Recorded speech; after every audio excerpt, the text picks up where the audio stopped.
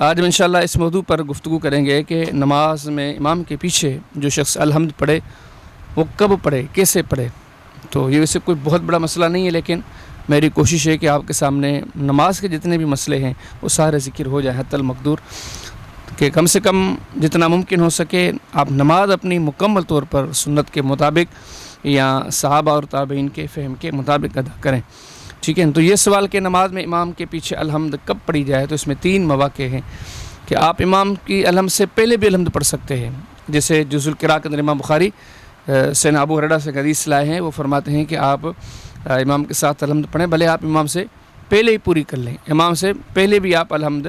پڑھ سکتے ہیں۔ یا دوسرا یہ طریقہ کار ہے کہ آپ امام کے وقفوں میں، امام اسٹاپ جب کرتا ہے نا الحمدللہ رب العالمین، آپ بیچ میں پڑھ لیں، امام الرحمن الرحیم کہہ کے پھر تھوڑا وقفہ کرتے ہیں، آپ بیچ میں پڑھ لیں۔ امام بہقی نے کتاب القراءۃ کے اندر سیدنا عبداللہ بن عمر بن عاص رضی اللہ تعالیٰ کے بارے میں یہ روایت باسند صحیحہ نقل کی ہے کہ وہ ان وقفوں میں الحمد شریف پڑھتے تھے، ٹھیک ہے، امام کے پیچھے ان وقفوں میں الحمد پڑھتے تھے، تو لہذا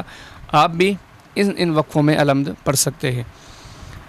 یہ تیسرا موقع یہ بھی ہے کہ جیسے ابو داؤد شریف کی حدیث ہے کہ نبی پاک صلی اللہ علیہ وسلم جو عام طور پر نماز پڑھاتے تھے تو آپ صلی اللہ علیہ وسلم اللہ اکبر کے بعد کافی دیر تک ایک وقفہ کرتے تھے، آپ خاموش رہتے تھے، پھر اسی طرح نبی پاک صلی اللہ علیہ وسلم جب تلاوت مکمل کر دیتے، عالم شریف پڑھ دیتے، کوئی دوسری صورت پڑھ دیتے، تو اس کے بعد بھی نبی پاک صلی اللہ علیہ وسلم فی الفور رکوع میں نہیں جاتے تھے، کچھ ٹائم تک ایک وقفہ کرتے تھے، خاموش کھڑے ہوتے تھے۔ یہ 2 سکتے کہلواتے ہیں، سکتتین، ٹھیک ہے۔ یہ بخاری شریف ابو داؤد شریف کی حدیث کہ نبی پاک صلی اللہ علیہ وسلم کی نماز میں یہ 2 سکتے ہوا کرتے تھے۔ اب امام بخاری کی کتاب جزء القراءۃ کے اندر صحابہ رسول صلی اللہ علیہ وسلم عبد الرحمن بن عوف رضی اللہ عنہ کے بیٹے ابو سلمہ بن عبد الرحمن بن عوف وہ کہتے ہیں کہ آپ ان سکتے، یہ جو 2 سکتے ہیں، آپ ان میں الحمد پڑھ لیں۔ وہ ان میں الحمد پڑھتے تھے، یعنی کہ جو پہلے والا سکتا تھا یا اس میں یا بعد والے میں، یعنی کہ ساری گفتگو کا خلاصہ یہ ہے کہ آپ امام کے پیچھے الحمد 3 مواقع پر پڑھ سکتے ہیں، یا تو آپ امام سے پہلے ہی پڑھ دیں، ٹھیک ہے۔ ارکان کی ادائیگی میں امام کی پیروی کا حکم ہے،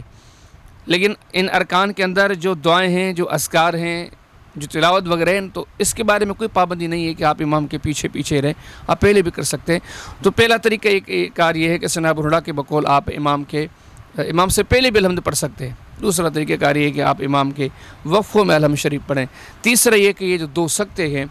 تلاوت سے پہلے کا سکتا اور تلاوت کے بعد کا سکتا، ان میں آپ الحمد پڑھ لیں۔